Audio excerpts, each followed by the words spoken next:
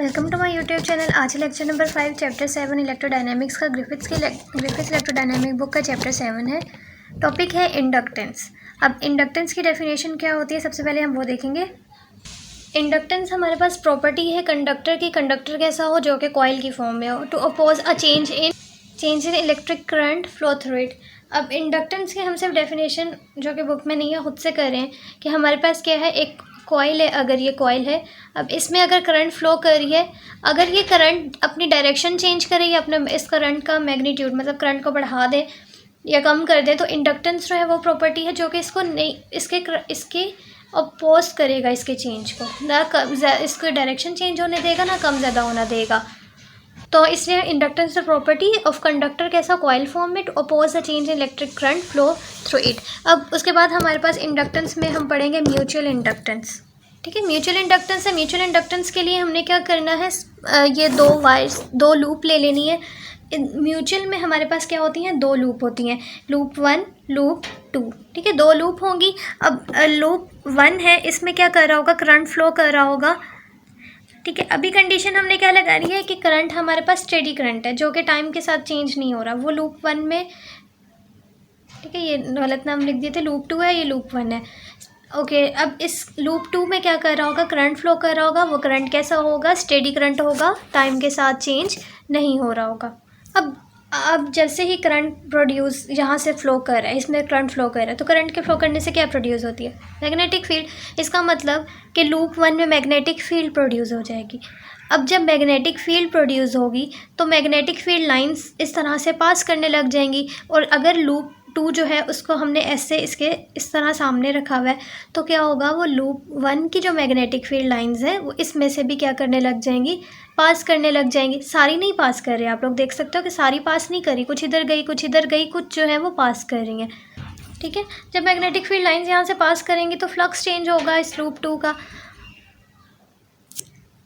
ठीक है, हमने क्या ली, दो लूप ली, करंट फ्लो किया, करंट फ्लो करने से प्रोड्यूस हुआ मैग्नेटिक फील्ड लाइंस जो है वो इस लूप 2 से पास की, सारी पास नहीं की, कुछ पास की, तो फ्लक्स चेंज हो रहा है। फ्लक्स अब देखो सारी की सारी पास नहीं कर रही, तो हमने कहा कि फाई 2 हमने लिया, हमने फ्लक्स 2। ठीक है, इसको क्या बोलते हैं, फ्लक्स। अब ये वो फ्लक्स है B1 का जो लूप 2 से पास हो रहा है, मतलब सारी की सारी पास नहीं हो रही ना, कुछ पास हो रही है, तो फ्लक्स को हमने नाम दिया 2 से पास हो रही है ये फ्लक्स। अच्छा, ये पढ़ेंगे तो पता लग जाएगा। अब suppose you have 2 loop of wire, loop 1 and loop 2। Steady current I flow in loop 1 and produce magnetic field, और उसने produce magnetic field. Some of field lines pass through loop 2 and phi 2 be the flux of B1। ये क्या है, flux of B1 passes through loop 2, जो इस loop 2 से पास कर रहा है। अब यहाँ पे आप लोगों ने ये बात नोट करनी है कि हम जितना ज़्यादा करंट बढ़ाएंगे इस लूप 1 में, उतनी ज़्यादा मैग्नेटिक फील्ड लाइंस प्रोड्यूस होंगी। जितनी ज़्यादा मैग्नेटिक फील्ड लाइंस होंगी उतनी ज़्यादा इस लूप 2 से पास करेंगी, मीन्स के फ्लक्स हमारे पास बढ़ जाएगा। फ्लक्स वही है ना, मैग्नेटिक फील्ड लाइंस का, लूप 1 की मैग्नेटिक फील्ड लाइंस का इस लूप 2 से पास होना। ठीक है, तो हमने यहाँ पे लिख दिया कि I1 क्या है, I मेरे पास क्या है, स्टेडी करंट जो लूप 1 में है। B1 क्या है, ये B1 जो मैंने लिखे हैं ये मैग्नेटिक फील्ड लाइंस हैं ऑफ लूप 1 की। और फाई 2 क्या है, फ्लक्स है B1 पासिस थ्रू लूप 2। अब वो मैग्नेटिक फील्ड लाइंस कितनी है वो हम कैसे फाइंड कर सकते हैं, B1 बायर्ट्स-सवेट लॉ के अकॉर्डिंग, जो कि हमारे पास होता है μ0 4π I1 होगा। ठीक है, क्योंकि इस करंट की वजह से प्रोड्यूस क्लॉज इंटीग्रल DL1, जिस डायरेक्शन में करंट होती है उसी में हम DL लेते हैं, cross R unit vector over R²। अब हमने कहा कि जैसे ही मैग्नेटिक फील्ड लाइंस लूप 2 से पास होंगी तो फ्लक्स प्रोड्यूस होगा, फ्लक्स 2 प्रोड्यूस होगा। वो किसके इक्वल है, फ्लक्स हमारे पास किसके इक्वल होता है, फ्लक्स इक्वल होता है B.DA के। अब हम फ्लक्स 2 की बात कर रहे हैं किसकी वजह से, B1 की वजह से। हमारे पास जब B1 मैग्नेटिक फील्ड लाइंस जो है बी लूप 1 की पास की है लूप 2 से, तो फ्लक्स 2 प्रोड्यूस। ठीक है, और ये फ्लक्स हमारे पास मैंने कहा था ना कि डायरेक्टली प्रोपोर्शनल होगा करंट के। अब I1 करंट के क्या होगा, ये डायरेक्टली प्रोपोर्शनल होगा, ये कांस्टेंट हटेगा तो हमारे पास आ जाएगा M21। अब ये M21 क्या है, क्योंकि ये वन जो है वो 2 से पास हो रहा है, तो जिससे पास हो रहा है वो पहले 2 से पास हो रहा है 1 का। तो अब ये M21 क्या होता है, ये कांस्टेंट प्रोपोर्शनैलिटी होती है, और इसी चीज़ को हम क्या बोलते हैं, म्यूचुअल इंडक्टेंस ऑफ 2 लूप्स। ठीक है, तो ये हमारे पास क्या होता है, म्यूचुअल इंडक्टेंस होता है। अब मुझे इसका फार्मूला कैलकुलेट करना है कि ये जो म्यूचुअल इंडक्टेंस है इसका फार्मूला क्या होगा। तो we derive formula for mutual inductance by expressing the flux in term of vector potential. तो मैंने फ्लक्स को वेक्टर पोटेंशियल में लिखना है। फ्लक्स मेरे पास होता क्या है, φ2 इक्वल था p1 डॉट dA। अब एरिया क्या होगा, जिसमें से पास कर रहा है, तो लूप 2 का एरिया ही होगा ना, जिसका फ्लक्स उसी का। अब φ2 इज इक्वल टू, मुझे क्या है, इन टर्म ऑफ वेक्टर पोटेंशियल, वो मैं कैसे लिख सकती हूँ कि मुझे पता है कि B मेरे पास इक्वल होता है डेल क्रॉस A के, तो मैंने यहाँ पे लिख दिया del cross A1 dot dA2 आ गया। अब मैं यहाँ पे स्टोक्स थ्योरम यूज़ करूँगी। स्टोक्स थ्योरम क्या करता है, एरिया को लाइन में चेंज कर देता है और साथ में क्लोज इंटीग्रल आ जाता है। तो यहाँ पर मैंने इसको चेंज करना है, इसमें चेंज कर दिया, तो ये φ2 किसके इक्वल आ गया, ये मैंने बताया कि स्टोक्स थ्योरम क्या होता है। फिर यहाँ पे इसकी जगह क्या आ गया, A डॉट dL2। अब A क्या है, ए हमारे पास वेक्टर पोटेंशियल होता है, उसकी वैल्यू क्या होती है, ए यहाँ पे म्यू नोट बाय आई 4πdl1। अब A1 की बात हो रही है, तो यहाँ पे हमने क्या लगा देना, 1 लगा देना साथ। ठीक है, अब यहाँ पे φ2 पे ए की वैल्यू पुट करेंगे, mu nought I1 4π closed integral, साथ में एक और इसका वाला क्लॉज आ गया dl(r). ठीक है, 2 क्लॉज हो गए हैं। अब इस फ्लक्स की वैल्यू जो मैं निकाल चुकी है, मैं इसको इस वैल्यू में पुट करूँगी इस इक्वेशन में, जिसको मैंने नेम दिया इक्वेशन 1। अब मैं क्या करूँगी, पुट इन 1। जब मैं यहाँ पे 1 में पुट करूँगी, φ2 की पूरी वैल्यू आ गई, M21 आगे से I1 आ गया। ठीक है, अब I1 और I1 क्या हो जाएंगे, कैंसिल। तो म्यू नोट पे 4π 2 clause integral dl1 dot dl2r, और यहाँ पे किसकी वैल्यू आ गई, M21 की। तो मुझे इस म्यूचुअल इंडक्टेंस की ही वैल्यू कैलकुलेट करनी थी। ठीक है, अब इस M21 को मैंने वही वाली वैल्यू यहाँ पे इक्वेशन दोबारा लिखी है कि म्यूचुअल इंडक्टेंस की, इसी को मैं क्या बोलती हूँ, न्यूमन, हम इसको बोलते हैं न्यूमन फार्मूला। तो अगर न्यूमन फार्मूला ड्राइव करने को आ जाए तो आप लोगों ने यहाँ तक ड्राइव करना है। ठीक है, तो ये न्यूमन फार्मूला है, इसमें हमारे पास क्या क्या इन्वॉल्व है, डबल लाइन इंटीग्रल है और क्लॉज इंटीग्रल है। वन इंटीग्रल जो है, इंटीग्रेशन जो है वो अराउंड लूप 1 की है, और दूसरी जो है लूप 2 के लिए, क्योंकि जो म्यूचुअल इंडक्टेंस है ना, तो 2 लूप है, तो 2 के लिए क्लॉज इंटीग्रल आ जाएगा। ठीक है, अब जो ये न्यूमन फार्मूला है are very useful in practical applications and it tell us 2 important things about mutual inductance. और वो 2 जो है वो प्योरली ज्योमेट्रिकल क्वांटिटी है, मतलब कि वो साइज़ पे, शेप पे और रिलेटिव पोजीशन, 2 लूप्स की पोजीशन क्या है, इन सब पे डिपेंड करती है। ठीक है, क्योंकि फ्लक्स ने पास होना तो पोजीशन तो डिपेंड होना ज़रूरी है।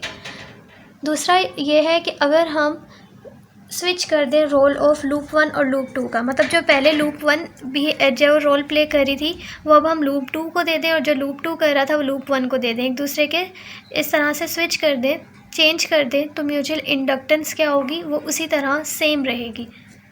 किस तरह से, अब हमारे ये उसकी बताया है कि अगर आप लोग लूप 2 क्या था, ठीक है, ये हमारे पास लूप 1, ये पहली वाली है कि जब आपने लूप 1 में करंट फ्लो करा था और मैग्नेटिक फील्ड लाइंस प्रोड्यूस हुई थी, वो मैग्नेटिक फील्ड लाइंस इस लूप 2 में से पास की थी, तो हमारे पास फ्लक्स किसके इक्वल आया था, फ्लक्स कहते हैं जो मैग्नेटिक फील्ड लाइंस इस लूप 2 से पास हुई, तो फ्लक्स प्रोड्यूस हुआ था इसके पास होने से। तो फ्लक्स हमारे पास डायरेक्टली प्रोपोर्शनल था I1 की, क्योंकि जितनी ज़्यादा हम करंट बढ़ाएंगे उतनी मैग्नेटिक फील्ड लाइंस प्रोड्यूस होंगी, और उतनी ही इस लूप 2 से पास करेंगे उतना फ्लक्स प्रोड्यूस होगा। कॉन्स्टेंट ऑफ प्रोपोर्शनैलिटी हटाया था, तो हमारे पास ये क्या आया था, फ्लक्स 2 से पास कर रही है 2 और 1। ठीक है, इसी तरह अब हमने अगर स्विच कर दें, मतलब लूप 2 है, लूप 1 है, अगर हम अब लूप 1 की बजाय लूप 2 से क्या करें, करंट फ्लो करवाएं, तो लूप 2 से मैग्नेटिक फील्ड लाइंस प्रोड्यूस होंगी और इस लूप 1 से पास करेंगी। अब जो फ्लक्स होगा वो किसका होगा, फ्लक्स किधर प्रोड्यूस हुआ है, इधर से, क्योंकि ये मैग्नेटिक फील्ड लाइंस इधर से पास कर रही हैं। ठीक है, ये B2 की मैग्नेटिक फील्ड लाइंस है, और ये फ्लक्स कहाँ प्रोड्यूस होगा, φ1 में, और ये डायरेक्टली प्रोपोर्शनल होगा इस करंट के। ये करंट जितना बढ़ाएंगे उतनी मैग्नेटिक फील्ड लाइंस इससे प्रोड्यूस होंगे, तो यहाँ पे I2 आ जाएगा। अब यहाँ पे देखो तो फ्लक्स किस में प्रोड्यूस हो रहा है, 1 में। करंट कौन सा है, 2। पहला वाला फ्लक्स होता है, दूसरा वाला क्या होता है, करंट I2। यहाँ से अगर मैं वैल्यू निकालूँ M21 की, तो φ2/φ I1 हो जाएगा, M12 की निकालूंगी तो φ1/I2 हो जाएगा। अब ये दोनों क्या है, इक्वल हैं। अगर हम मैथमेटिकली अगर आप लोग देखो तो 2 1 1 2 के इक्वल नहीं हो सकता, लेकिन न्यूमन फार्मूला के अकॉर्डिंग ये क्या है, इक्वल है, और हम इनकी जगह क्या लिख देते हैं, m लिख सकते हैं। और हमारे पास जो फार्मूला होता है ये वाला, इसको हम चेंज कर सकते हैं जनरल फॉर्म में, y is equal to M I. ठीक है, अगर हम I1 की बजाय कोई I करंट फ्लो करवाएं, I करंट कह दें, ठीक है, और M ये होता है इक्वल है, और यहाँ पे Y जनरल फॉर्म में हमने यहाँ पे लिख दिया, तो ये इक्वल होता है according to Neumann formula. Okay, अब हमने एक केस लेना है नेक्स्ट। अभी तक हमने कहा कि हमारे पास जो करंट फ्लो कर रही है, जिसको भी हम करंट लूप 1 या 2 जिसमें फ्लो करवा रहे हैं, वो हम स्टेडी करंट फ्लो करवा रहे हैं, मतलब कि वो टाइम के साथ चेंज नहीं हो रही। अब अगर मैं ऐसी करंट फ्लो करवाऊँ जो टाइम के साथ साथ क्या हो रही हो, चेंज हो रही हो, मतलब आई जो है फंक्शन ऑफ टाइम हो, ठीक है। Now the current is varying current हो इंस्टेड ऑफ स्टेडी करंट, तो तब क्या होगा, suppose now that we vary the current in loop 1, तो फ्लक्स, अच्छा, अब now current flow through loop 1 is time dependent, means कि आई जो है फंक्शन ऑफ टाइम का, तो क्या होगा, मैग्नेटिक फील्ड लाइंस भी चेंज होंगी विद टाइम, क्योंकि जितनी करंट उतनी करंट्स के प्रोड्यूस होने से क्या होगा, मैग्नेटिक फील्ड लाइंस प्रोड्यूस होती हैं, मैग्नेटिक फील्ड प्रोड्यूस होती है, मैग्नेटिक फील्ड भी चेंज होगी फिर टाइम से, और जब मैग्नेटिक फील्ड लाइंस चेंज होंगी तो हमारे पास फ्लक्स भी चेंज हो जाएगा, ठीक है। और magnetic field, so the magnet now current flow through loop 1 is time dependent, the magnetic field also changes with time. अगर मैग्नेटिक फील्ड के चेंज होने से flux through loop 2 will very, और जब फ्लक्स वेरी करता है तो हम कहते हैं कि फेरेडे लॉ के अकॉर्डिंग चेंज इन फ्लक्स क्या प्रोड्यूस करता है, इंड्यूस करता है EMF, और अगर EMF इंड्यूस हो जाएगी लूप 2 में तो क्या होगा, due to this induced EMF current जो होगा वो लूप 2 में फ्लो करने लग जाएगा। तो यहाँ पे हमने एक चेन देखी कि अगर हमने करंट को वेरी किया तो करंट के वेरी करने से क्या वेरी हुआ, मैग्नेटिक फील्ड, ठीक है। और अब मैग्नेटिक फील्ड के चेंज होने से क्या होगा, मैग्नेटिक फील्ड के टाइम से चेंज होने से फ्लक्स जो होगा, और फ्लक्स कहाँ प्रोड्यूस होगा, अगर हम करंट I1 में प्रोड्यूस करवा रहे हैं तो फ्लक्स कहाँ होगा, I2 में, तो फ्लक्स लूप 2 में वेरी करेगा, ठीक है। I1 के इंक्रीज़ करने से मैग्नेटिक फील्ड वेरी करने से मैग्नेटिक फील्ड वेरी करने से फ्लक्स जो है लूप 2 का वेरी कर जाएगा। फ्लक्स के चेंज होने से क्या प्रोड्यूस होती है, EMF, तो फ्लक्स कहाँ वेरी हो रहा है, लूप 2 में, तो EMF भी कहाँ इंड्यूस हो जाएगी, EMF 2 में EMF इंड्यूस होगी, और जहाँ पे EMF इंड्यूस हो जाती है तो वहाँ पे क्या इंड्यूस हो जाएगा, इंड्यूस करंट फ्लो करेगा, और EMF 2 में लूप 2 में हुई है तो करंट भी लूप 2 में फ्लो करेगा, ठीक है। तो ये हमारे पास पूरी एक चेन थी, इस पूरी पैराग्राफ की समरी थी। तो आप देख सकते हो कि हमारे पास 2 लूप्स थे, इस तरह से हमने एक लूप ली थी और एक लूप यहाँ ली थी, तो इनके दरमियान कोई कनेक्शन नहीं है। फिर भी अगर लूप 1 में करंट फ्लो कर रहा है तो लूप 2 में खुद ब खुद करंट जो है वो फ्लो करने लग गया, अगर हमने इन दोनों को इस तरह से रखा हुआ है तो ये ब्यूटी है पूरी इस फिज़िक्स की, ठीक है। अब वो EMF जो हमारे पास इंड्यूस्ड हुई है उसकी वैल्यू क्या है, हमें वो बतानी है। तो अभी आपने कहा कि हमने सिर्फ एक करंट I को वेरी कराया है, तो हमने उसको कोई नेम नहीं दिया I1 या I2, ये मैंने अगर नेम दिया तो ये सिर्फ समरी के लिए कि I1 लूप 1 में वेरी की, फिर लूप 2 में, इस तरह से समरी देने के लिए किया, ठीक है। हमने कहा है कि सिर्फ I करंट वेरी किया है, तो फ्लक्स किसके डायरेक्टली प्रोपोर्शनल हम लिखेंगे, I के, यहाँ से ये हटेगा तो क्या आ जाएगा, M। अब EMF किसके इक्वल होती है, 2 में इंड्यूस्ड हुई है ना, तो वो इक्वल होती है फ्लक्स में चेंज, साथ में नेगेटिव आ जाता है साइन, तो यहाँ पे फ्लक्स में चेंज लिखा। अब फ्लक्स की वैल्यू क्या है, MI, हमने MI यहाँ पे पुट कर दिया, M को बाहर ले लिया तो माइनस DI, तो E2 की वैल्यू किसके इक्वल आई, E2 आया मेरे पास -M DI/dt, ठीक है। तो जो EMF लूप 2 में इंड्यूस्ड हुई है वो इतनी अमाउंट में EMF इंड्यूस्ड हुई है लूप 2 में। अब when you change the current in loop 1 and induce current flow in loop 2 even there is no wire connection between them, ठीक है। अगर हम इसी तरह अगर हम सेल्फ इंडक्टेंस देखें तो सेल्फ इंडक्टेंस क्या होता है, म्यूचुअल इंडक्टेंस में आपने कहा कि हमारे पास 2 लूप्स होते हैं, सेल्फ में हमारे पास एक ही होती है, उसी में करंट वेरी करता है, मैग्नेटिक फील्ड लाइंस होती हैं और मैग्नेटिक फील्ड लाइंस तरह से प्रोड्यूस होती हैं, और वो तो हमारे पास यहाँ पे कोई एक ही लूप होती है, ठीक हो गया, उसको हम बोलते हैं सेल्फ इंडक्टेंस। अब इसमें भी फाई डायरेक्टली प्रोपोर्शनल होता है, करंट पे जितनी करंट होती है मैग्नेटिक फील्ड लाइंस पास करेंगी, ये हटेगा तो हमारे पास L आ जाता है, L जो है कांस्टेंट ऑफ प्रोपोर्शनैलिटी है, और हम इसको क्या बोलते हैं, सेल्फ इंडक्टेंस।